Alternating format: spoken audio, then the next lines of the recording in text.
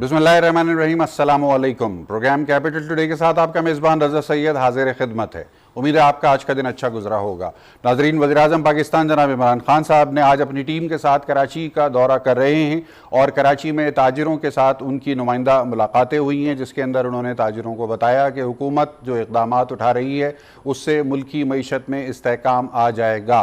ताजिरों को उन्होंने जहाँ एक तरफ हिमायत और सपोर्ट की यकीन दहानी कराई, वहाँ दूसरी तरफ ये बात भी उन्होंने वाज़े तौर पर कही कि टैक्सेस के मामलात में किसी कस्म की कोई रियायत नहीं रखी जाएगी।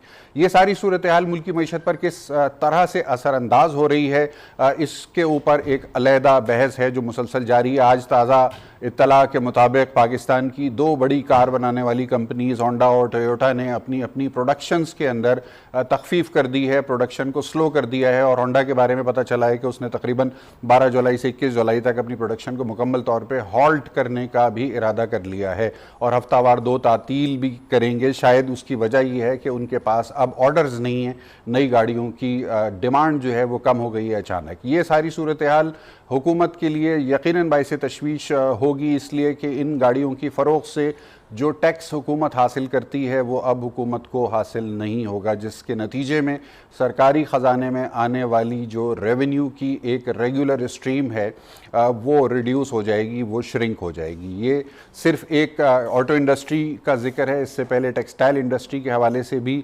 बहुत आवाज़ें उठ रही हैं। क्या मामलात हैं? हुकूमत क्या इस वक्त इस बात का अदराक रखती है कि सिर्फ सख्ती करके टैक्स जमा करना ही काफ़ी है, या मुल्की मईशत को जारी और सारी रखने के लिए स्टिक और कैरेट के कॉम्बिनेशन को लेके चलना चाहिए? इसके ऊपर भी हम गुफ्तगू करेंगे। हमारे साथ मौजूद हैं मवासलाती राब्ते पर सीनियर सहाफ़ी और तज्ज़ियाकार मोहतरम जनाब इफ्तिखार अहमद साहब। स्टूडियो में हमारे साथ मौजूद हैं सीनियर सहाफ़ी मोहतरम जनाब एजाज़ सैयद साहब। हमारे साथ स्टूडियो में मौजूद हैं माहिर माशियात मोहतरम जनाब शकील रामे साहब और सीनियर तज्ज़ियाकार जनाब कमर चीमा साहब। गुफ्तगू का आगाज़ मैं इफ्तिखार अहमद साहब से करना चाहूँगा। इफ्तिखार अहमद साहब, अस्सलामु अलैकुम। वालेकुम सलाम। हुजूर, आज का जो उन्मान है गुफ्तगू का, उसमें हम इस नुक्ते पर बात करना चाहते हैं कि हुकूमत और हिज़्ब इख्तिलाफ़ के दरमियान जो इस वक्त कशीदा सूरत हाल जो लगभग 1 साल से ही जारी है, इसके नतीजे में एक डिसइन्फॉर्मेशन का सैलाब आ चुका है।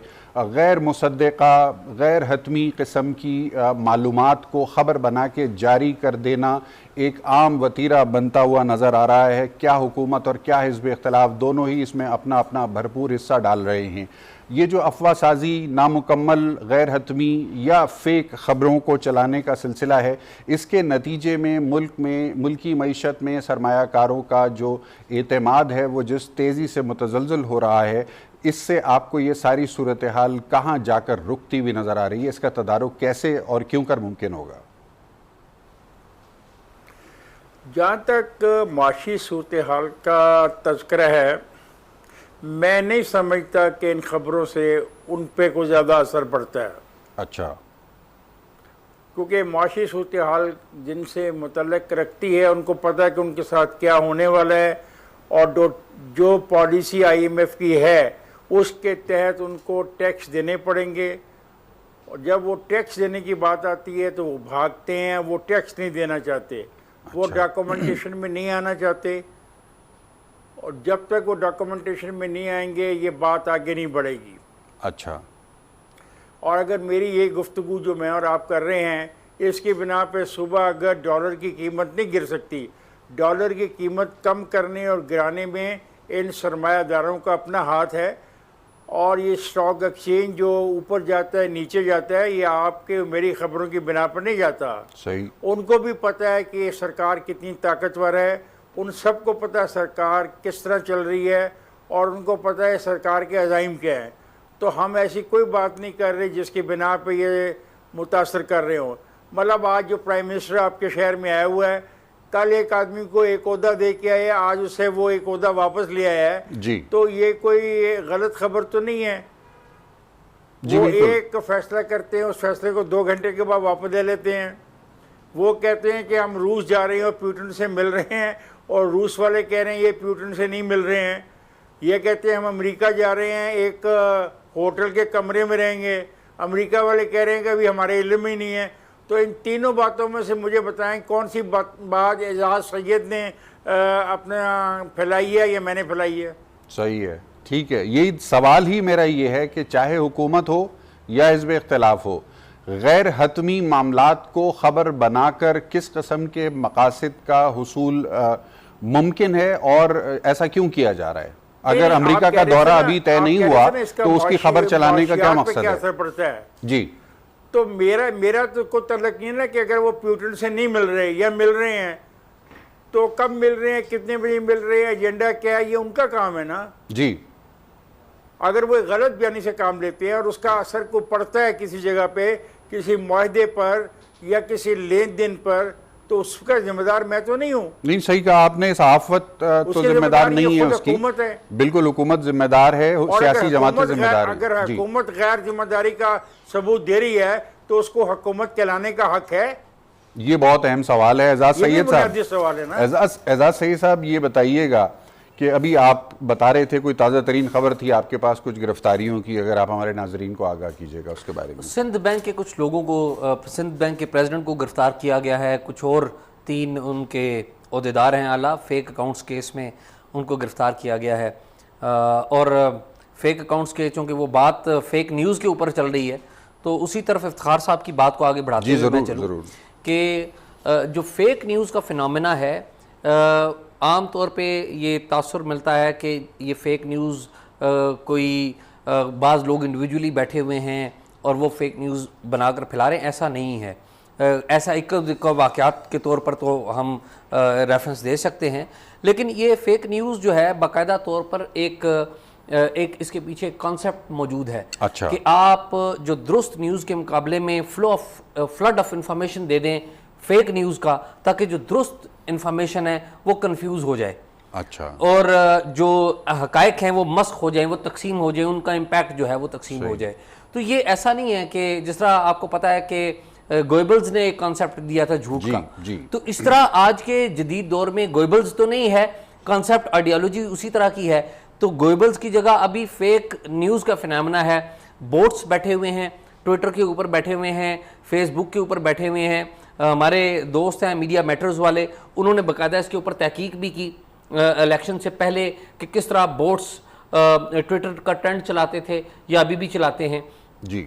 और इसी तरह फेसबुक के ऊपर फेक न्यूज़ फैलाई जाती है। बाकायदा ये पूरी एक साइंस है जिसके तहत एक साइंटिफिक अंदाज में आप रज़ा साहब कोई बात कहेंगे या इफ्तिखार साहब कोई बात कहेंगे या हमारे कोई और दोस्त जो दुरुस्त होगी लेकिन वो क्रिटिकल होगी बाज़ पावरफुल लोगों के, तो जो पावरफुल लोग हैं उन बोट्स को इस्तेमाल करेंगे ताकि आपके मुकाबले में, आपकी थोड़ी मालूमात के मुकाबले में एक फ्लड ऑफ इंफॉर्मेशन दे दिया जाए फेक न्यूज़ का, ताकि जो देखने वाला है, पढ़ने वाला है, सुनने वाला है वो कंफ्यूज हो जाए कि एक्चुअल बात क्या है। अच्छा, अब इसमें सवाल ये आ रहा है कि रूस जाने की बात हुई कि जी वज़ीर आज़म साहब रूस जा रहे हैं, ये खबर चल गई, आपको बेहतर पता होगा किसने चलाई, कहाँ से चलाई, लेकिन उसके बाद फिर पता चला कि मामला कुछ और है। कल अमरीकी महकमा ख़ारजा की तर्जुमान ने अपनी ब्रीफिंग के दौरान कुछ लाइल्मी का इजहार कर दिया, तो ये भी एक सवाल निशान लग गया। अब मुझे ऐसा लग रहा है कि अमरीकी दौरे के हवाले से शायद कुछ कबल अज़ वक्त हमने खबर चला दी, तो वो खबर मेरे पास आई, मैंने चला दी, लेकिन मेरे पास जहाँ से आई वहाँ से क्यों कबल अज़ वक्त क्यों आ गई? प्री मैच्योर या हाफ कुक्ड या अनकुक्ड इंफॉर्मेशन को हम न्यूज़ क्यों बना रहे हैं?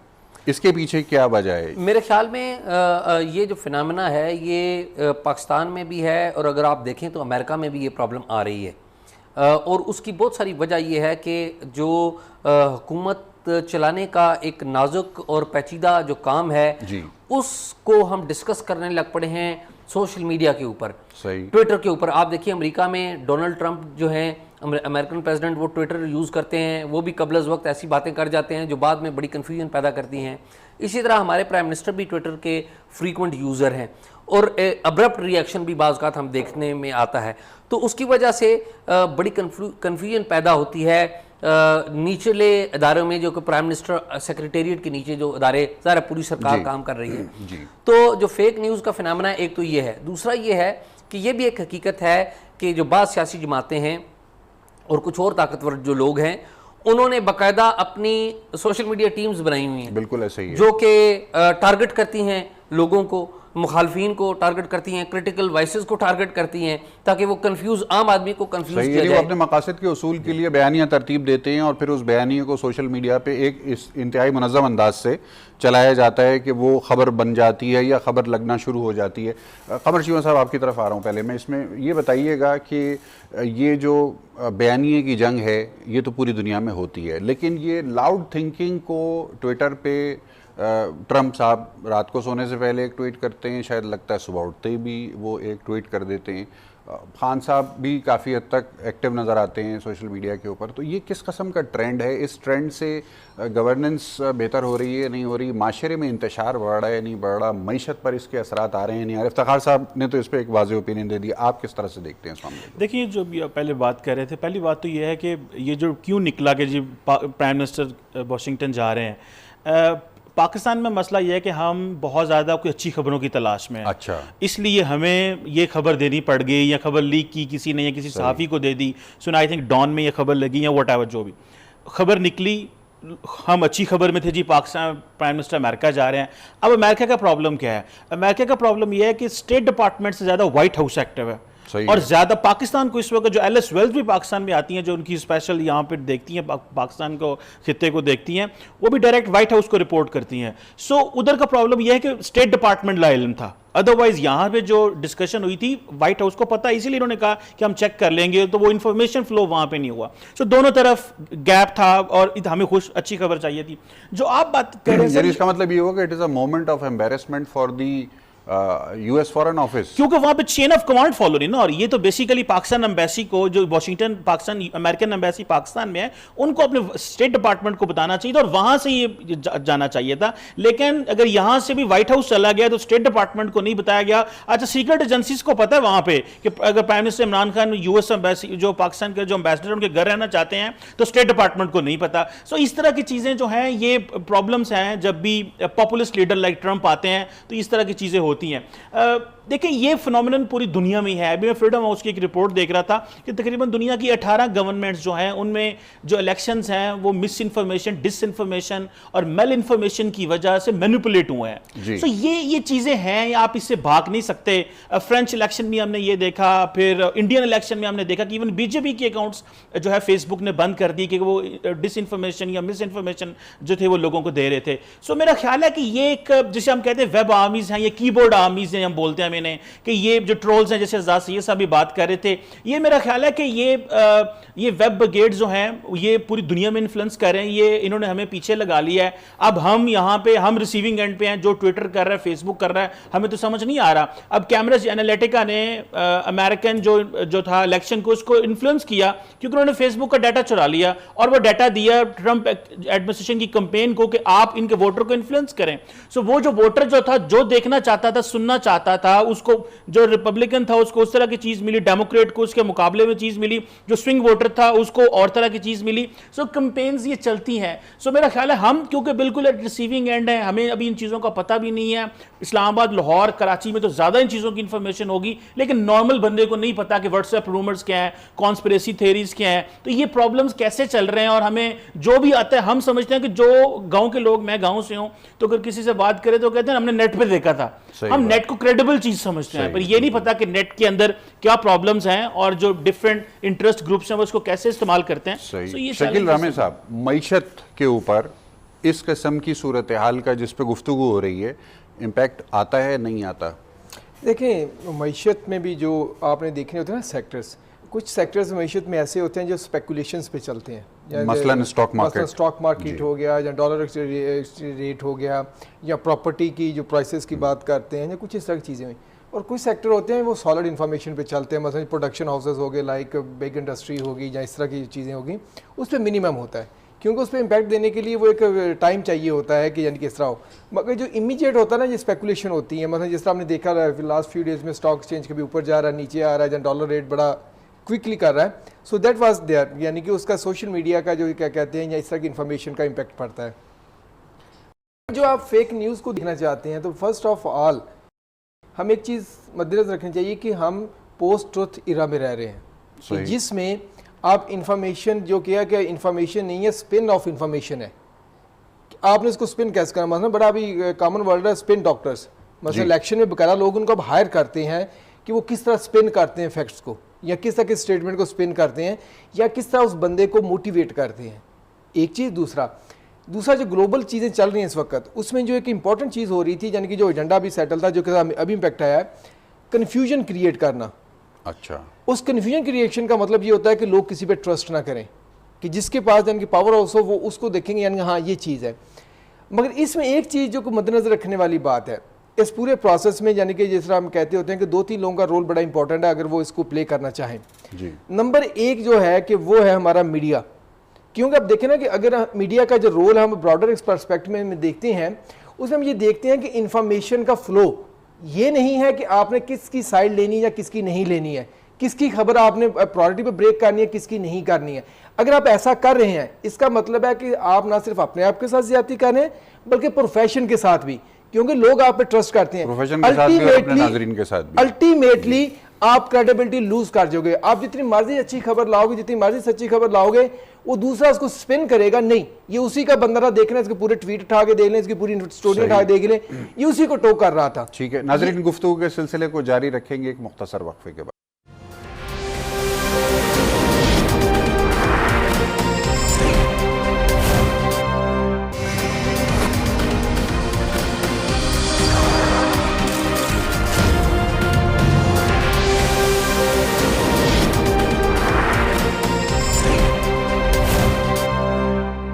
वक्फे के बाद एक मरतबा फिर खुश आमदीद। इफ्तिखार अहमद साहब हमारे साथ मवासलाती राब्ते पर मौजूद हैं लाहौर से।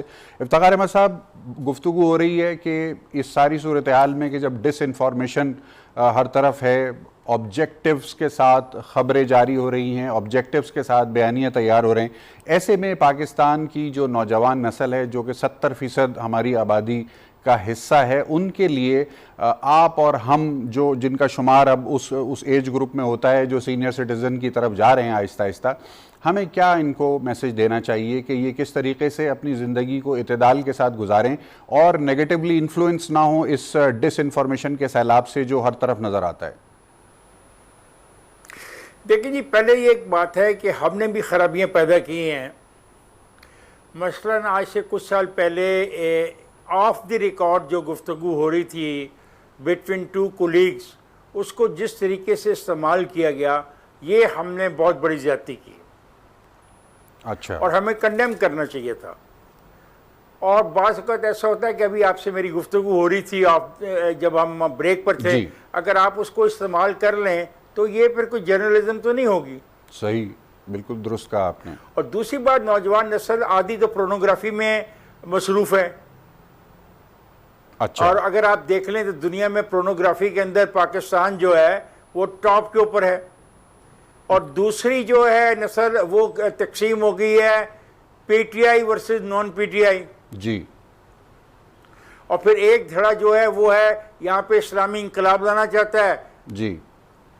अब ये 3-4 धड़े हैं ट्विटर के ऊपर और सोशल मीडिया के ऊपर। सही। एक है लिबरल मीडिया, लिबरल ग्रुप जो प्ले कार्ड लेके जाता है। सही। अब मुझे बताएं कि हम सब चीज़ों में से किसके उस्ताद बने हैं, क्योंकि जो हमने सीखा, जो मैंने सीखा है जी, मैंने तो सीखा है जमहूरियत के लिए, 1 मैन 1 वोट के लिए, गरीबों के लिए, सरमायादारी के खिलाफ, जागीरदारी के खिलाफ। अब कौन हमें लेक्चर दे जागीरदारी के खिलाफ और सरमायादारी के खिलाफ? अब तो तमाम चीजें आपस में कोरिलेट हो चुकी हैं। सरमायादारों के टीवी में हम मुलाजमत करते हैं जी, और जागीरदारों की मिलों में हम काम करते हैं। ऐसा ही है। या जागीरदारों की सियासी जमातों का हम टिकट होल्डर हैं। सही। तो किसको मैं क्या समझाऊं? तो इफ्तिखार साहब, हमारी नस्ल ने जो ये कॉम्प्रोमाइज किया है, इसकी सजा हमारी अगली नस्लों को मिल के रहेगी या उम्मीद की कोई किरण नजर आती है आपको? एजाज सैयद जैसे लोग हैं हमारे बाद, जो उम्र में नौजवान हैं और इनमें एक ख्वाहिश भी है कि ये कुछ कर सकें, लेकिन इनकी भी तस्वीरें छपी हुई हैं। सही। इनका भी रास्ता पहले ही रोक दिया गया है कि ये करप्ट हैं, बेईमान हैं। सही। इनकी बात मत सुनना। अच्छा, ये जो सच बोलने वाले, चलो उनकी भी तस्वीरें छाप दो। चलो लोग फैसला कर लें कि हमने इनकी सुननी है, इनकी नहीं सुननी, तो तकसीम हो जाए। सही। जिस तरह राइट टू लेफ्ट की तकसीम थी 1970s में, जी। हमें पता था हमने किसके साथ जाना है, यूनिवर्सिटी में, कॉलेज के इलेक्शन में, कौम के इलेक्शन में। तो ये काम कर दें तो हमारे लिए आसानी हो जाएगी। ठीक है, एजाज सैयद तो साहब। खुदा की कसम नौजवान ऐसी बातें करते हैं, आप कोई बात करें तो नीचे जवाब आएगा, तू वो लिफाफिया सही है, बिल्कुल सही है कितना आपने। माल फड़े हुए और तेनू दलील माल नहीं देने होती। वाले अंदर हो गए ने। हाँ, अच्छा, वो ये नहीं जुमलेबाजी होती सोचेंगे है। कि मैं जिनको सपोर्ट कर रहा हूं या अपोज कर रहा हूं मेरी वजूहात क्या हैं। उन्होंने इतना मुख्तसर कर दिया सारे मामले को कि इसके नतीजे में कुछ नहीं निकले। डिबेट जन्म ले नहीं सकती, सही। गुर्बत के खिलाफ जन्म नहीं ले सकती डिबेट, जो तालीम नहीं है उसके खिलाफ वो जन्म नहीं ले सकती। जब मैं लिखता हूँ कि कॉलेजेस कम हैं तो नीचे लिखा होता है ओए तो तुसी 30 साल की कर दे रहे हो। सही है। ये ना अजीब बात है यार, अगर वो 30 साल में खराबी थी भाई तुम बेहतरी कर लो सही है। और उसका वादा कर दो। सही। तो ये नहीं, हमारी नौजवान नस्ल जो है इसको हम खुद, हमसे मुराद हमारे माशरे का वो तबका जो इस वक्त आपके ख्याल में बरसर इक़्तिदार है, वो एक ऐसी डगर पे लेके जा रहा है कि ये नौजवान कल को शायद हर एक को हॉन्ट कर रहा होगा, अपने वालिदैन को भी हॉन्ट कर रहा होगा, अपने असातिज़ा को भी कर रहा होगा।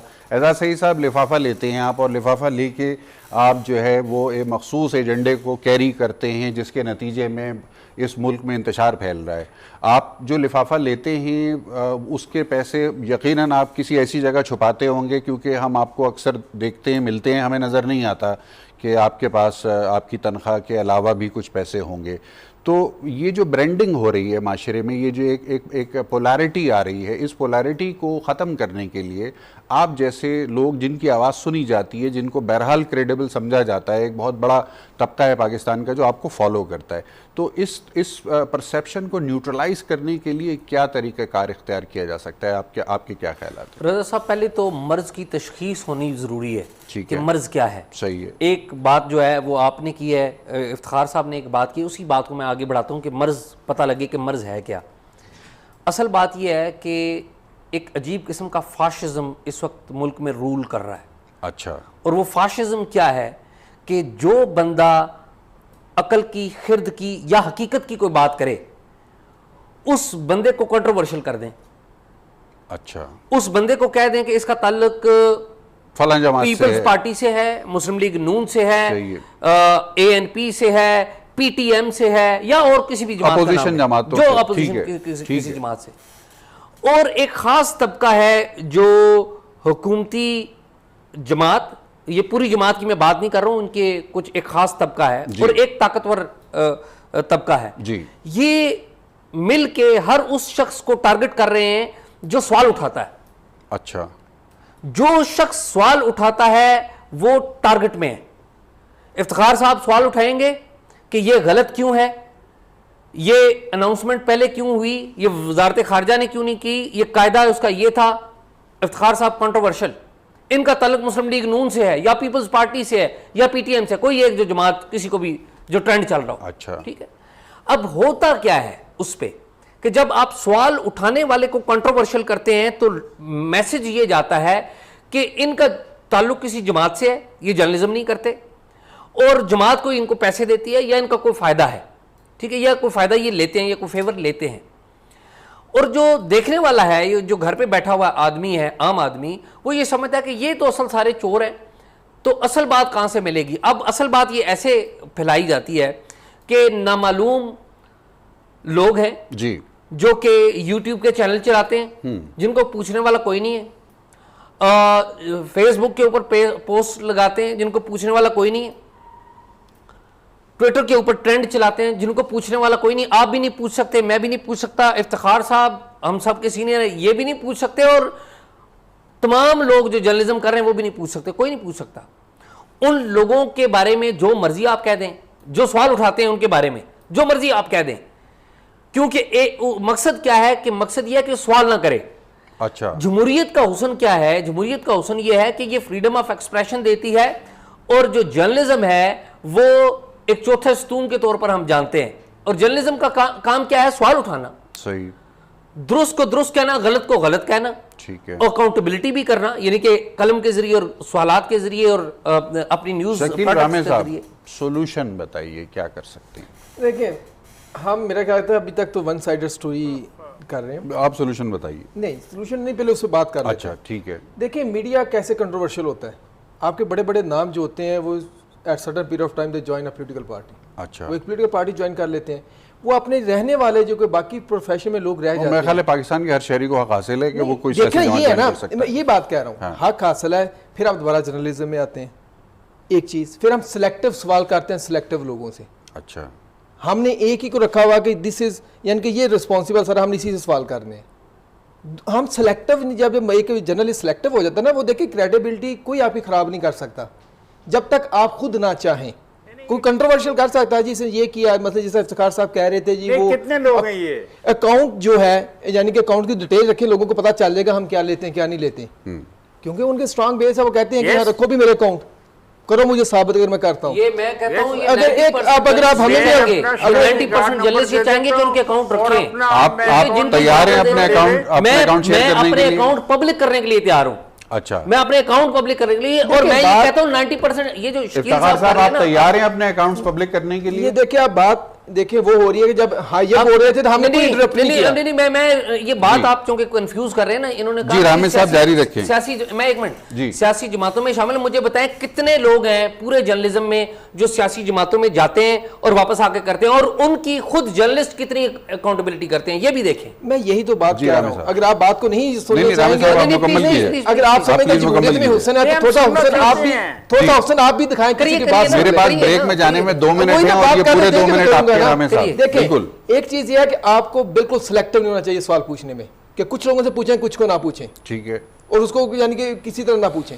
एक चीज, दूसरा, जब आप हम एक सेकंड मुझे देंगे, एक सर, सेकंड आप लोग कर लेते हैं, हम चुप करके सुन लेते हैं। जी सर, एक सेकंड मुझे दे दें, शायद मैं, जी इफ्तिखार एक साहब सेकंड। फरमाइए। एक सेकंड प्लीज प्लीज जी। प्लीज, एक सेकंड। सर, मैंने जवाबदेह में बेनजीर से लेके मुशर्रफ से लेके किसी को नहीं छोड़ा, और मैंने कोई भी सवाल जो उनसे मुतल्लक था नहीं रहने दिया। तो ये आप नहीं कह सकते कि हम सेलेक्टिव लोगों से सेलेक्टिव सवाल करते हैं। हमारा तरबियत है वाई, व्हेन, हाउ, वेयर। सही है। देखिए, मेरा ना तो मैं But that किसी is जर्नलिस्ट the का thing. नाम ले रहा हूँ, ना मैं कुछ और अगर कह इसके रहा हूँ। अंदर रह के खेलना है तो ठीक है।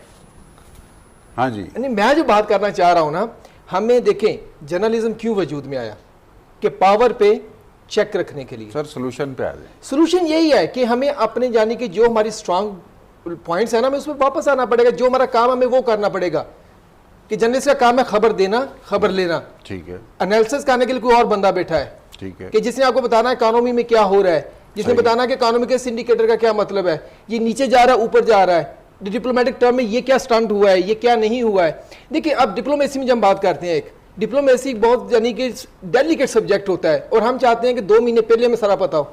मैं अभी इफ्तिखार साहब कह रहे थे कि किसी ने एनालिसिस भी दे दिया, यानी कि हम पहले एनालिसिस दे रहे हैं, अभी इवेंट हुआ नहीं है। अच्छा, यानी कि हमें अपना प्रोफेशन जो है ना, देखिए मैं अगर रिसर्च में हूँ ना, मुझे कभी भी मुंह नहीं मारना चाहिए इसमें क्या कहते हैं जर्नलिज्म में, क्योंकि सही। मुझे इसके बेसिक्स अल्लाह बे नहीं पता है। सही। मुझे नहीं पता ये कैसे काम करती कैसे नहीं करती है। मैं 1000 बंदे को जानता हूँ, ये मेरी कौन 1000 कहता बंदे है? शिनासाई होगी कि जिनको जर्नलिस्ट हैं, टॉप क्लास जर्नलिस्ट हैं। प्लीज। ठीक है। गुफ्तगू के सिलसिले को हम जारी रखेंगे नाजरीन, एक मुख्तसर वक्फे के बाद।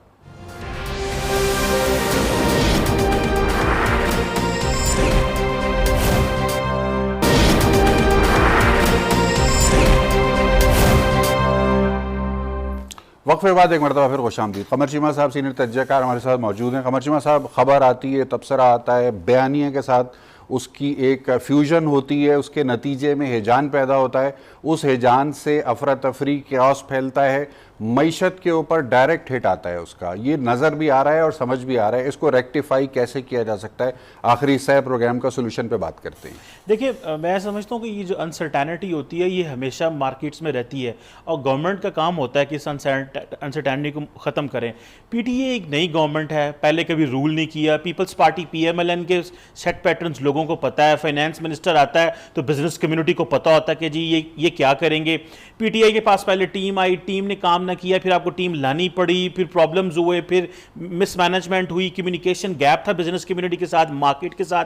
जब वो आई तो उन्होंने इतने ज़्यादा टैरिफ्स और टैक्सेस की बातें शुरू हो गई, जो अनटैक्स जोन्स थे उनको टैक्सेस में लाने की कोशिश की तो शोर मचने हुआ। मेरा ख्याल है इसमें हम पीटीआई गवर्नमेंट ने कुछ ऐसे काम करने की कोशिश कर रही है जो कि शायद उनकी स्पीड बहुत ज़्यादा तेज़ है, जिसकी वजह से मार्केट में थोड़ा शोर है।